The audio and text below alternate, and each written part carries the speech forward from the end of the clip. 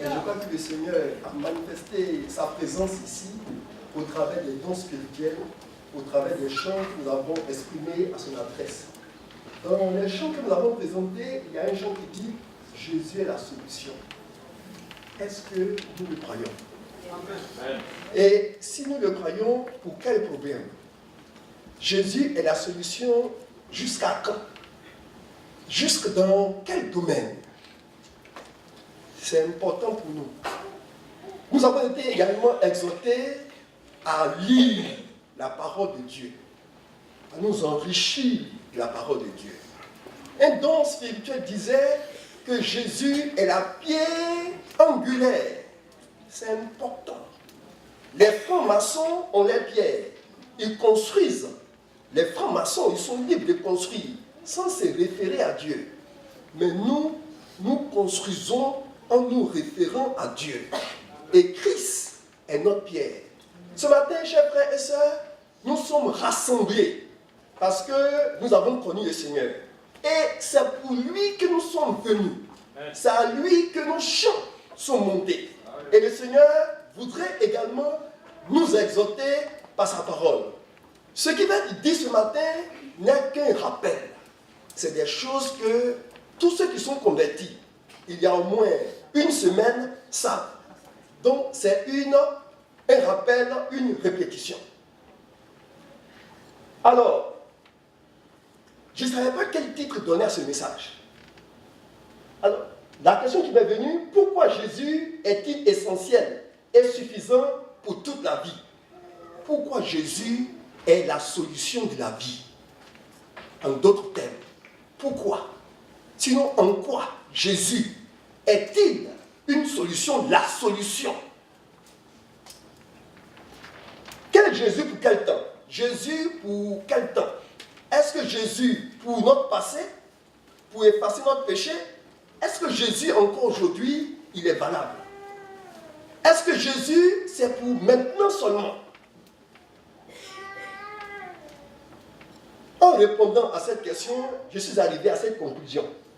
Connaissons et apprenons à connaître sans cesse Jésus. Parce que tout ce livre ne parle que de lui. De la Genèse à l'Apocalypse, il est parlé de Jésus.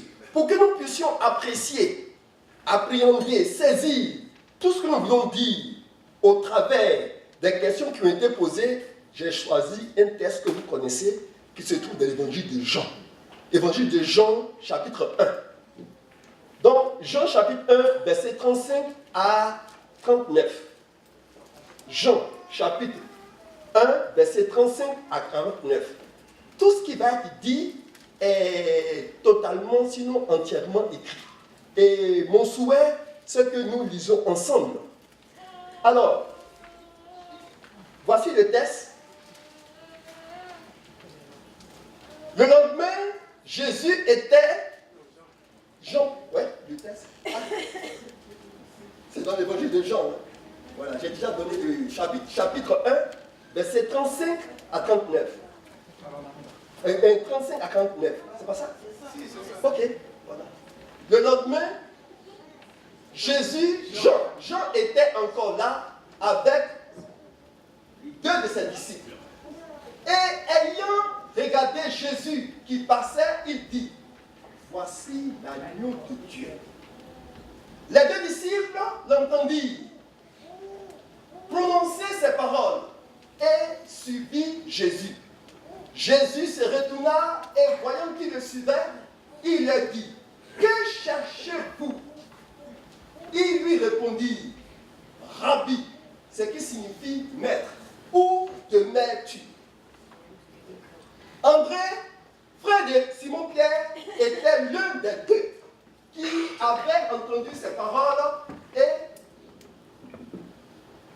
et qui avait suivi Jésus. Ce fut lui qui rencontra le premier son frère Simon et lui dit, nous avons trouvé le Messie, ce qui signifie Christ, loin. C'est lui qui est choisi. Philippe rencontra Nathanaël et lui dit, nous avons trouvé celui de qui Moïse a écrit dans la loi et dont les prophètes ont parlé, Jésus de Nazareth, fils de Joseph. Nathanaël lui dit, peut-il venir de Nazareth quelque chose de bon? Philippe lui répondit, viens et vois.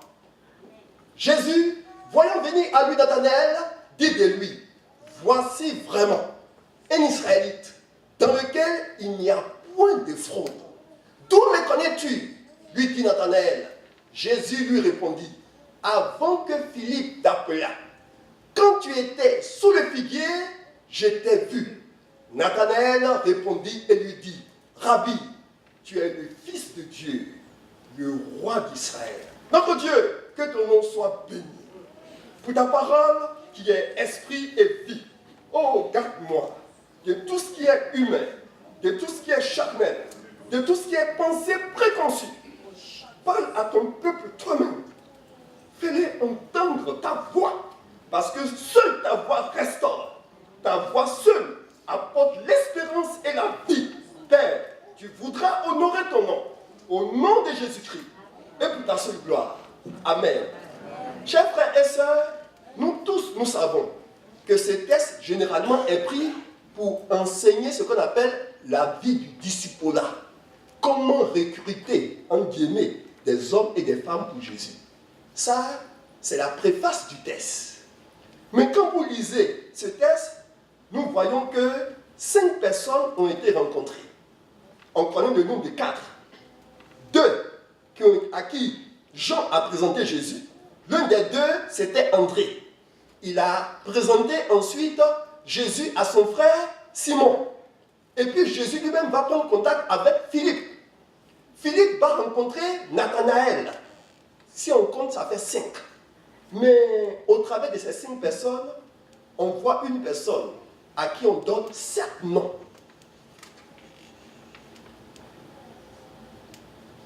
L'agneau de Dieu, ça a été le premier nom qui a été donné. Voici l'agneau de Dieu. Rabbi, ce qui signifie maître. Le Messie, ce qui signifie un. Jésus de Nazareth, fils de Joseph, le fils de Dieu, le roi d'Israël. Donc ce texte a pour objet de présenter Jésus. Tout disciple doit connaître Jésus. Et quand vous lisez, vous voyez qu'il y a une progression dans la révélation de Jésus, dans la présentation de Jésus. Jésus est présenté d'abord comme agneau. Tout homme qui vient à Dieu rencontre d'abord Jésus comme agneau. L'agneau qui ôte le péché. L'agneau qui agit sur notre passé pour effacer notre passé. Mais Jésus ne reste pas seulement agneau. Il est maître. Et c'est cohérent. Jésus a dit, allez par tout le monde, faites de toutes les nations les disciples, baptisez-les et ensuite enseignez-les. Quand tu as reçu Jésus comme agneau, il devient par la suite ton maître. Amen. Il t'enseigne. Est-ce que tu as déjà reçu une instruction de sa part? Jésus ne demeure pas seulement le maître qui enseigne, il est celui qui est qualifié pour répondre à toutes tes préoccupations. Il est qui? Il est loin, le Christ, celui qui est choisi. Dans l'évangile de Luc chapitre 4, je crois le verset 18 au 19, il est dit, l'Esprit du Seigneur est sur moi, parce qu'il m'a oint, il m'a choisi, il m'a désigné pour annoncer une bonne nouvelle aux pauvres. Il m'a envoyé pour proclamer la délivrance, pour guérir ceux qui ont le cœur brisé, pour renvoyer libres les opprimés, pour proclamer une année de grâce du Seigneur. Jésus, c'est lui qui est qualifié, qui a apporté le salut aux hommes. C'est pourquoi il a dit, il n'y a sous le ciel aucun autre nom qui ait été donné parmi les hommes par lequel nous puissions être sauvés, à l'exception du nom de Jésus. Jésus est le Messie. Il est venu donc pour, n'est-ce pas, il a été désigné pour nous délivrer, pour nous affranchir. Jésus, c'est Jésus de Nazareth. Alléluia. Amen. Jésus de Nazareth, Nathanaël va dire, de Nazareth, il ne peut rien venir de bon. Mais Jésus, c'est l'homme exceptionnel. C'est ce que ça veut dire. C'est l'homme exceptionnel. En 1981, il y a eu une évangélisation dans mon pays, bien sûr, dans un département qu'on appelle Bondoukou, 81. Et la campagne d'évaluation a été menée par un évangéliste français, Jackie Alépian. Je ne sais pas si le pasteur le connaît. Alépian. Alépian, Dieu s'est servi de lui pour évangéliser tout l'Est de la Côte d'Ivoire. Les journalistes étaient obligés de parler parce qu'il y avait des miracles. Alléluia. À Bondoukou, dans chaque quartier, il y a une mosquée. Tu peux dire, hein? Voilà, c'est sa région. Le docteur aussi est là. À Bondoukou, il y a beaucoup de musulmans. Mais l'évangile s'est implanté. Et à Bondoukou, dans l'église, en 81, il y avait un monsieur qui s'appelait Bini. Bini, dans sa lignée, à un moment, à partir de 25 ans, 35 ans, les gens deviennent aveugles. Et le processus avait commencé pour Bini. C'est-à-dire que le processus de perte de vue a commencé. Et c'est là que l'évangile est arrivé. Bini est venu à l'évangélisation. Et Dieu a arrêté le processus. Bini a été l'exception dans sa famille. Chers frères et sœurs, Jésus est celui qui arrête le cycle infernal. C'est l'homme de Nazareth, l'homme exceptionnel. Chers frères et sœurs, peut-être que dans ta famille, il y a des choses qui se passent d'une certaine façon. Jésus va arrêter ça. Il va donner une autre trajectoire, un autre cours à ton existence, à ton histoire. Fils de Joseph, Jésus est homme. Tous ces noms que vous voyez, et nous le verrons davantage, sont une provision, une ressource pour notre vie, pour notre marche avec Dieu. Le Fils de Dieu, le roi d'Israël. Donc, 7 noms. Le chiffre 7, c'est le chiffre de la plénitude. Le Seigneur voudrait que tout disciple le connaisse pleinement. Connaître Jésus en partie fait que nous avons une vie boiteuse. Oui, on a une vie qui n'est pas équilibrée. On a une vie dans laquelle nous voyons le diable qui nous conduit, qui nous dirige, qui est ici, qui est là. Mais quand nous avons une connaissance plénière de Jésus, ça change tout. Et ça ne peut que changer. Quelqu'un ne peut pas rencontrer Jésus dans sa totalité et puis être ce qu'il est. C'est impossible. La rencontre avec Jésus, la révélation de tout ce qu'il est, impacte, ça agit nécessairement sur notre manière de percevoir l'existence, de juger les choses. On ne peut pas rencontrer Jésus et le connaître ainsi et puis rester tel. C'est impossible. Chers frères, ce que le Seigneur veut, il veut que nous croissions dans sa connaissance. C'est ce que ce texte veut dire. Et si vous voyez, il y a une progression. Où en es-tu? Qui est Jésus-Christ? L'objet, fonction et les noms. Jésus a beaucoup de noms et on le verra. Ce n'est pas pour remplir la Bible. Les noms et titres de Jésus ont une signification pour nous tous. Et ce n'est pas pour beau, on prie et puis on dit El Shaddai, El Elohim, et puis c'est pour faire joli la prière ou bien quoi? C'est pour embellir. Oui. El Shaddai, ça veut dire quoi? Et Dieu est tout puissant pour toi. Dieu est tout puissant pour toi quand il y a des problèmes. Il est tout puissant pour toi. Et tu t'agites, tu paniques, tu perds la tête. Et tu accuses l'autre. Tu ne perçois pas celui qui est tout puissant. Cher frère, les noms n'ont pas pour objet de faire l'écho. Non, c'est la vie. Dieu se révèle au travers de son nom. Et ce n'est pas pour faire joli. Non, ça impacte la vie, l'existence des uns et des autres. Et chers frères, nous devons réaliser pleinement ces choses. Les noms et titres de Jésus-Christ manifestent soit sa nature, sa divinité, soit son caractère, soit encore sa personnalité ou son service, son sacerdoce, sa mission. Dans tous les domaines, il n'y a aucun domaine de l'existence où Jésus ne puisse agir.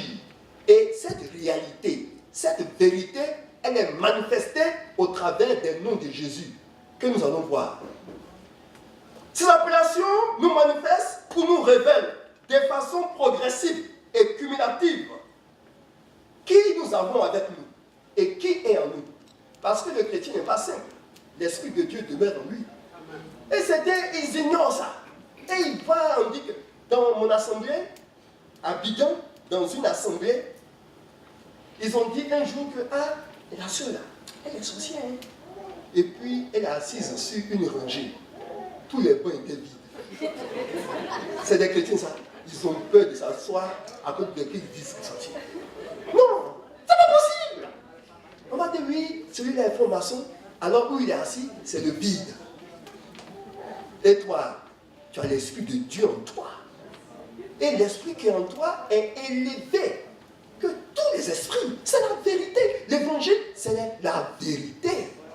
L'évangile, c'est la vie. Chers frères, les noms de Jésus agissent.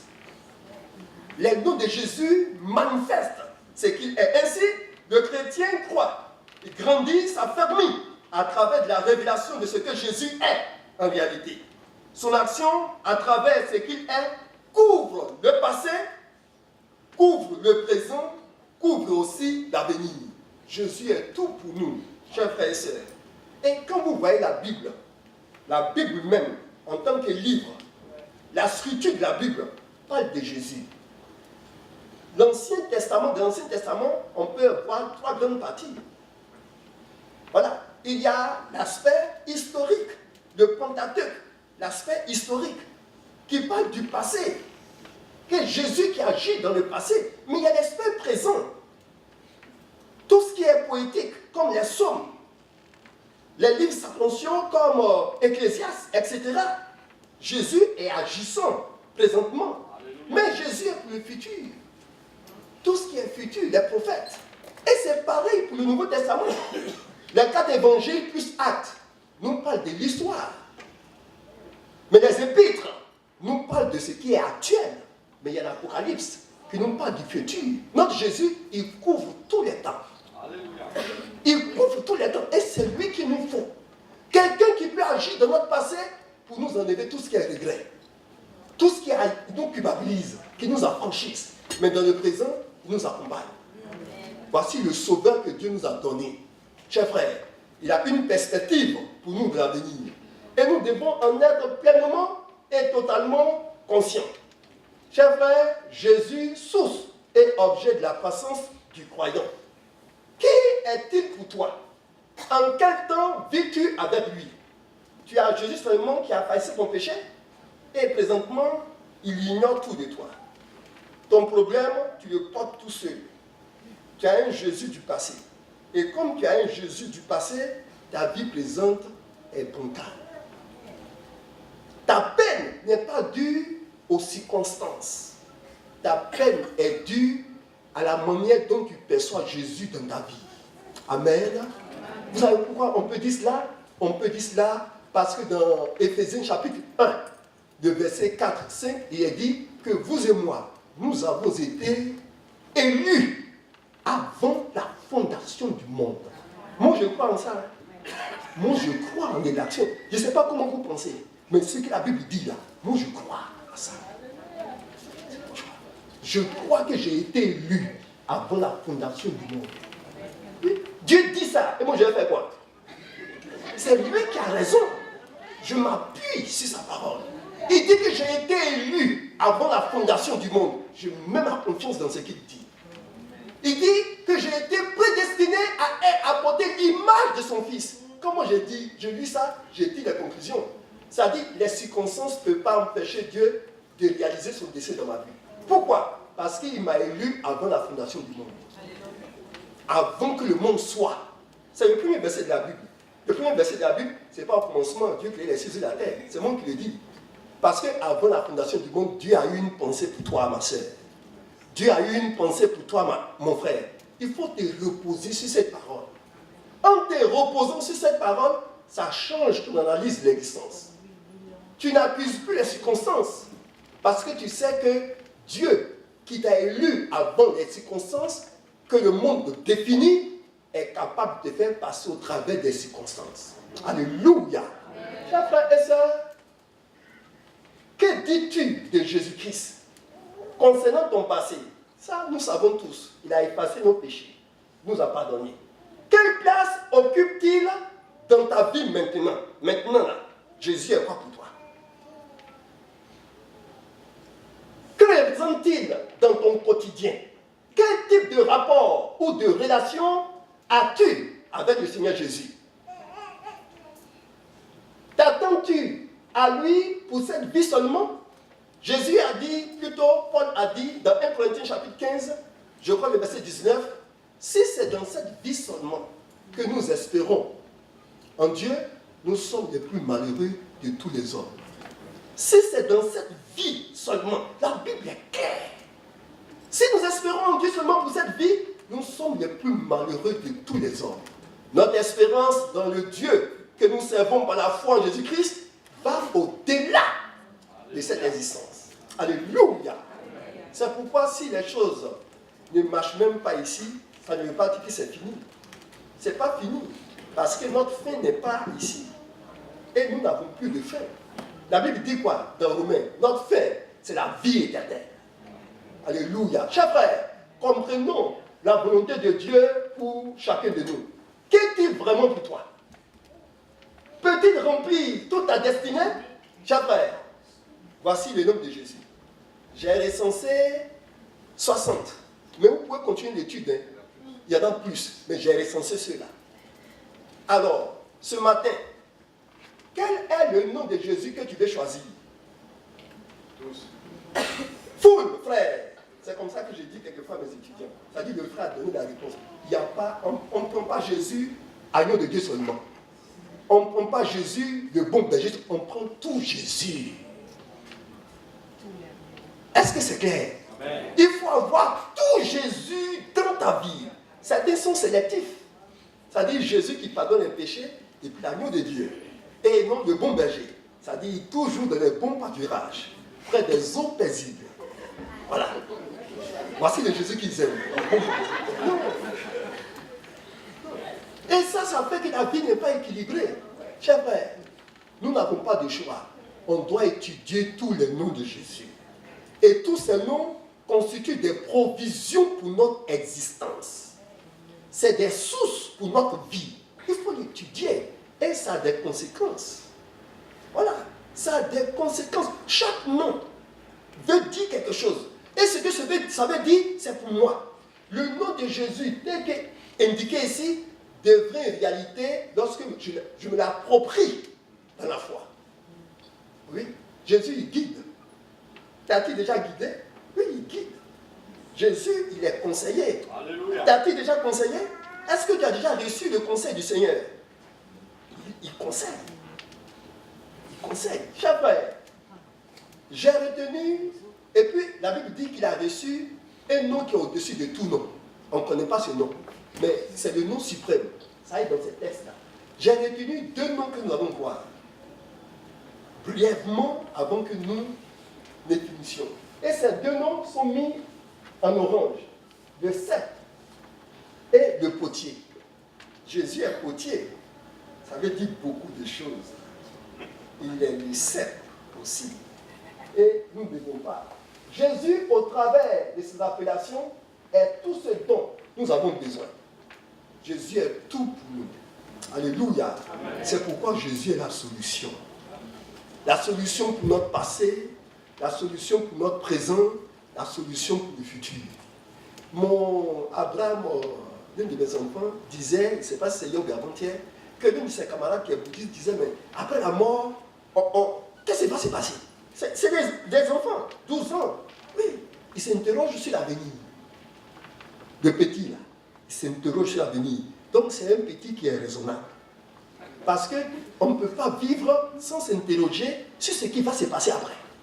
Quelqu'un de normal doit s'interroger et après ici, on va où? Après ici, il y a deux endroits. Il y a un endroit pour nous qui avons accepté Christ dans sa totalité. Et puis l'autre endroit pour ceux qui ont refusé délibérément et ne pas l'accepter. Dieu, il n'y a rien d'arbitraire en lui. Si nous pensons que le Seigneur sera coincé pour ceux qui sont en Amazonie, ceux qui n'ont pas, Dieu va régler ça.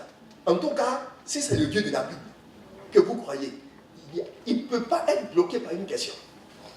Il s'est révélé d'une manière. La Bible dit, Dieu parle tantôt d'une manière, tantôt d'une autre. Dieu parle. Et il a parlé à tous les hommes, d'une manière ou d'une autre. Personne ne pourra échapper. C'est pourquoi, vous qui avez eu le privilège d'entendre la parole de Dieu dans sa totalité, dans son entièreté, il faut l'accepter. Il faut vous attacher à la parole de Dieu. Il faut demeurer dans la parole de Dieu. Parce que c'est un privilège. J'ai dit souvent à certains frères et sœurs, si ta foi est encore vivante là, il faut entretenir. Parce qu'une foi, ça a des ennemis. Il y a des choses qui ne vont pas avec la foi. Tout comme on ne peut pas chauffer de l'eau et puis arroser une plante avec. Ça tue la plante. La foi a des ennemis. Il faut éviter les ennemis. Et il faut entretenir ta foi. Il faut protéger ta foi. Parce que c'est tout ce que tu as. C'est ça qui te met en relation avec Dieu. Si tu perds la foi, que tu as tous tes investissements, tu n'as rien. Parce que tu vas quitter ici sans rien avoir. Chers frères et sœurs, nous terminons en disant ça. Le texte un peu en rose est important. Dans Philippiens, il est dit, ils entendirent et connurent. Et dans Luc, il est dit, nous avons cru et nous avons connu. On peut entendre et ne pas connaître. Oui. Et on peut croire et ne pas connaître. Ces deux textes-là, vous pouvez les revoir dans la Bible. Ce n'est pas les mêmes mots. Ce n'est pas une gymnastique des termes, non. Dieu veut que nous le connaissions. Alléluia. Jésus, en tant que potier, notre divin potier. Un potier, il est souverain. Il prend une pâte, la boue, la gîte, et puis il façonne ça à son gré. Tu es prêt qu'il soit ton potier, qu'il donne à ta vie l'orientation qu'il veut? C'est là qu'il y a problème. C'est là qu'il y a problème. C'est là qu'il y a problème ici. Jésus. Reconnaître Jésus comme potier. Comme celui qui peut donner une trajectoire, une autre trajectoire. Et Jésus donne des trajectoires. Dès le début, Exode nous dit qu'Israël devait quitter l'Égypte. Et la Bible dit qu'il y avait un chemin plus court. Mais Dieu les a pas fait passer par ce chemin. La Bible dit qu'il les fit faire des détours. Oui. Pour atteindre le but. Ton potier te fera faire des détours. Au travers de toutes sortes de circonstances. Et il faut réaliser que tu n'échappes entre les mains de Dieu, tu ne peux pas te perdre.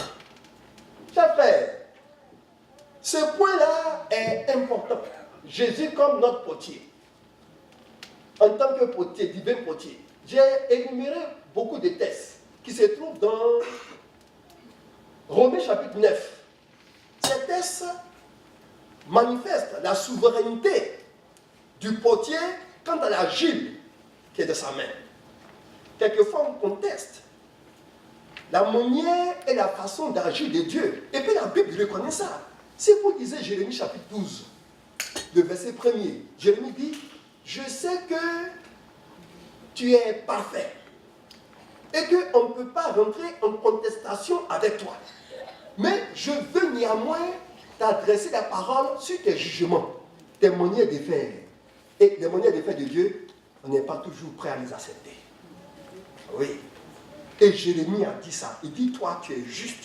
Je ne peux pas rentrer en contestation avec toi. Mais mon problème, c'est que je ne comprends pas toujours ta manière d'agir.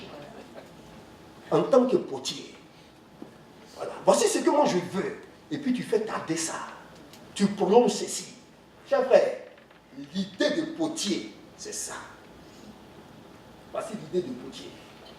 Et si vous lisez tous ces textes, vous allez voir que Dieu est souverain dans la vie du disciple. Dieu est souverain dans la vie du disciple. Veux-tu accepter sa souveraineté dans ton existence? En acceptant ça, ça change ta perception des situations que tu vis. Ah oui, ça change totalement. Ce qui te donnait de la migraine va te donner de l'espérance. Parce que tu seras rassuré au motif ou à l'idée selon laquelle Dieu contrôle tout, que Dieu est aux commandes. Selon que tu te rassures, tu es convaincu que Dieu est aux commandes. Même quand tu traverses la vallée de l'ombre de la mort, ça change ton attitude en traversant la vallée. Tu la transformes en une source pleine de joie. Alléluia. Cette partie a pour objet de nous dire que dans la vie du disciple, Dieu est souverain. Voilà. Dans la vie du disciple, Dieu est souverain et nous devons réaliser cela. Nous ne connaissons pas toujours ses voies et ses desseins pour notre vie. Mais n'oublions pas, cette partie, je voudrais lire avec vous. Jésus devait partir dans Jean chapitre 13 et il voulait laver les pieds des disciples. Il est arrivé chez Simon Pierre. Simon Pierre dit non, tu ne me laveras pas les pieds. Et il lui a dit, ce que je fais maintenant, tu ne comprends pas, mais tu le comprendras plus tard. Il y a des choses que le Seigneur fait maintenant que nous ne comprenons pas. Oui, nous ne comprenons pas. Mais il n'attend pas que nous comprenions. Parce que s'il doit attendre que nous comprenions, nous allons nous perdre. Donc il nous fait avancer. Il a dit à Pierre, si je ne te lave les pieds, tu n'auras pas de part avec moi. Pierre a dit, non seulement les pieds, la tête. Il dit, non, ce n'est pas où on est. Tu es déjà pur. Ceux qui ont reçu la parole ont pur. Ils ont besoin simplement d'avoir les pieds d'habit. Les pieds, c'est le service. C'est la marche. Dieu a besoin de nous conduire. Alléluia. Et c'est lui qui nous guide. Et nous devons accepter cela. Au-delà de tout, Dieu connaît notre fait. Cette partie, on va lire. Pour le potier, il y a deux choses. Il y a pour notre vie quotidienne et cette partie. Jean chapitre 21, verset 19 à 23. Jésus est ressuscité et donc il rencontre ses disciples, au nombre desquels Pierre, qu'il avait renié. Donc il échange avec Pierre et il dit ceci par la suite. Je te déclare, c'est la vérité. Quand tu étais jeune, tu attachais toi-même ta ceinture et tu allais où tu voulais.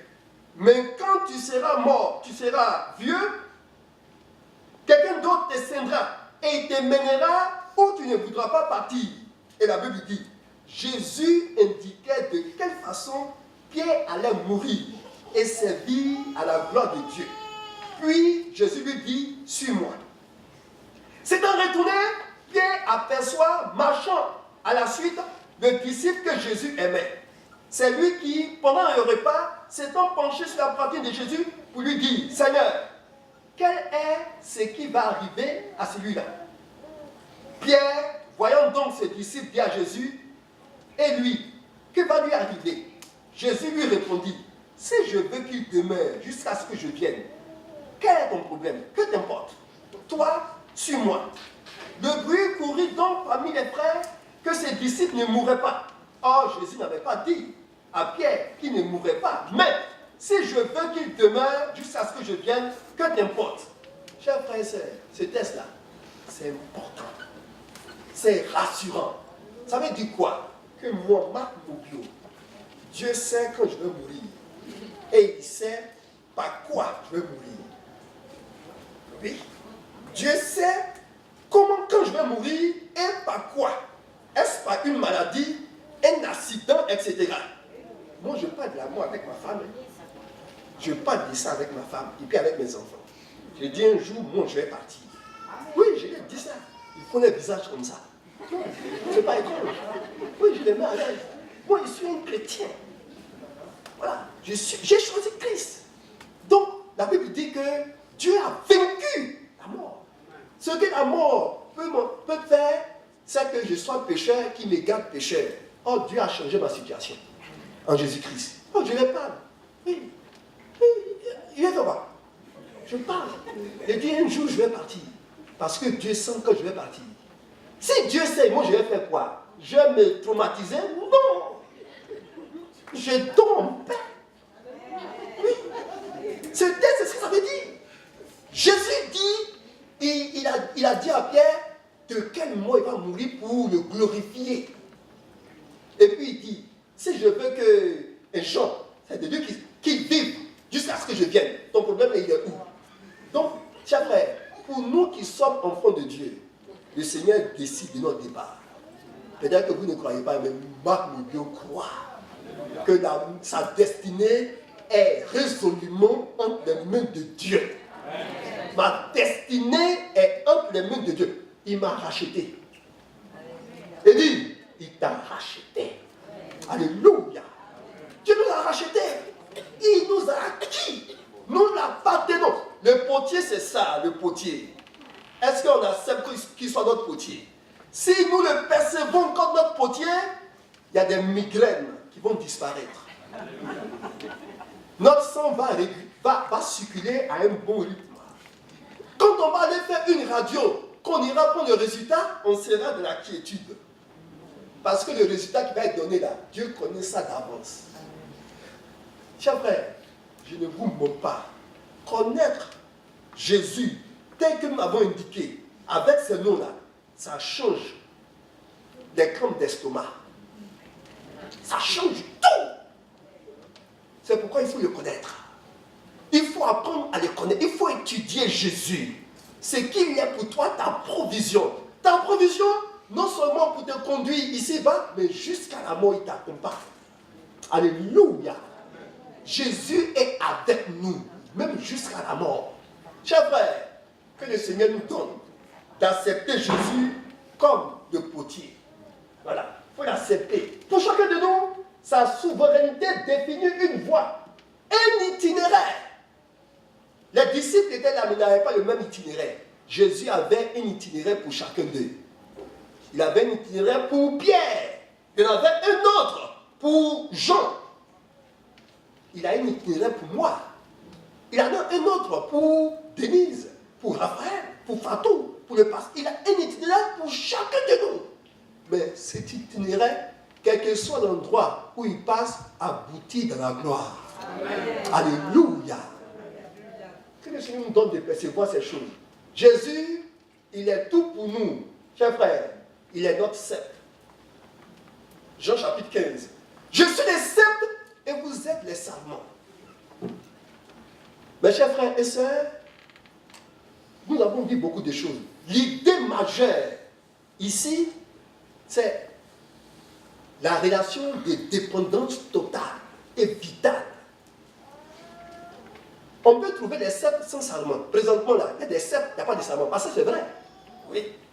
Mais on ne peut pas trouver des sarments sans sceptre. C'est inimaginable. Ce que Jésus est pour nous. C'est que nous sommes des poissons et puis Jésus est l'eau. C'est-à-dire sans eau, il ne peut pas avoir de poisson. Nous sommes, Jésus est l'espace. Et nous sommes les oiseaux en vol. Sans espace là, l'oiseau ne peut pas voler. Jésus apparaît comme l'air qui se trouve dans notre poumon. Si le poumon est vidé d'air là, c'est la décadence. Chers frères, Jésus est tout pour nous. Vous savez, dans le monde on parle de bulles. Peut-être l'image n'est pas très juste, mais Jésus est comme notre bulle. C'est en lui que nous vivons. Hors de Jésus, c'est l'asphyxie. Il n'y a rien à faire. C'est pourquoi, chers frères et sœurs, demeure en Jésus. Il faut demeurer en Jésus coûte que coûte. Il est ton divin potier. Il est ton espace vital. Alléluia. Que le Seigneur nous donne de percevoir et d'aller au-delà de ces termes et de ces mots et d'entrer dans la communion réelle avec ce Dieu qui est vivant et qui manifeste sa gloire pour nous. Jésus est la vie de notre vie. Alléluia. Il dit, je suis le pain de vie. celui qui me mange aura la vie en lui. Et le texte qui précède, où Paul dit, j'ai été crucifié avec Christ. Et si je vis, ce n'est plus moi qui vis, c'est Christ qui vit en moi. Notre vie est celle du Seigneur. Alors, nous sommes dans la dépendance. Quand quelqu'un sait qu'il est dans la dépendance, il a une manière de se comporter. Alléluia. Il se comporte avec respect, avec soumission, avec discipline. Jésus est notre capacité. L'idée, c'est ça. Pour gagner un temps, tout ce qu'il nous ordonne, il nous donne la capacité de le faire. Si Jésus veut vous utiliser pour quelque chose, restez calme. Il va rendre les choses possibles pour vous. Il va rendre ça possible. Chers frères, mettez en lui votre confiance. Non seulement il est notre espace vital, mais il est notre capacité. Jésus rend capable. Et à l'école biblique, dans mon pays, le directeur actuel, il a fait CE2. Je ne sais pas ce que ça correspond ici. P4 P4 P4 Bon, je ne sais pas. P4. En tout cas, 4P. Chers frères, mais l'onction de Dieu est sur lui. Il y a des gens qui ont achevé l'université. Ils ont fait doctorat. Mais quand ils prennent la parole, on sent l'onction. Il explique les Écritures avec exactitude. Oui, ton âme est édifiée et construite quand il annonce l'évangile. Chers frères, c'est Dieu qui qualifie. C'est lui qui nous donne la capacité. Ça veut dire que ici, là, la jalousie n'a pas sa place. Si quelqu'un jaloux, il perd son temps. Parce que c'est Dieu qui lui rend capable. Et il ne peut pas te faire ce qu'il fait. Non, ce n'est pas possible. On dit que c'est lui qui opère en chacun de nous, selon sa volonté. On ne peut pas imiter quelqu'un. Dieu te rend apte, selon le caractère qu'il t'a donné, et les dons dont il t'a rempli. Il te rend capable. Ce n'est pas une affaire de voir. Non. C'est l'Esprit de Dieu qui agit dans la vie de celui qui choisit. Mes chers frères et sœurs, nous terminons en conclusion.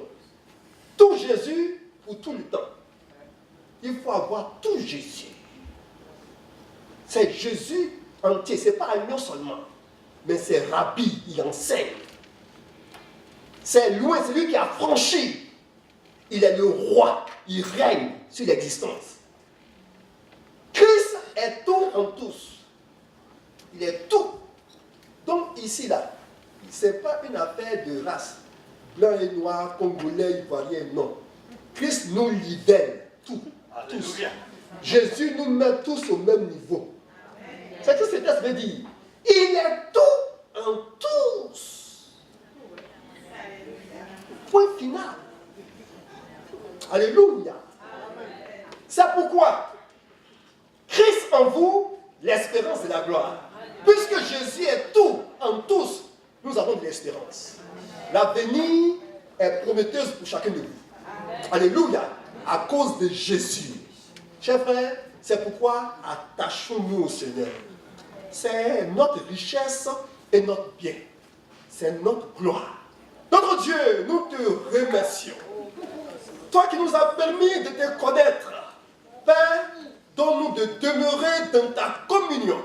Que tu daignes, au-delà de ces verbes, de ces mots, te révéler à chaque vie, à chaque cœur, pour que ton dessein pour chacun de nous puisse s'accomplir à la louange de ton nom, à la gloire du Père, par le Saint-Esprit. Amen.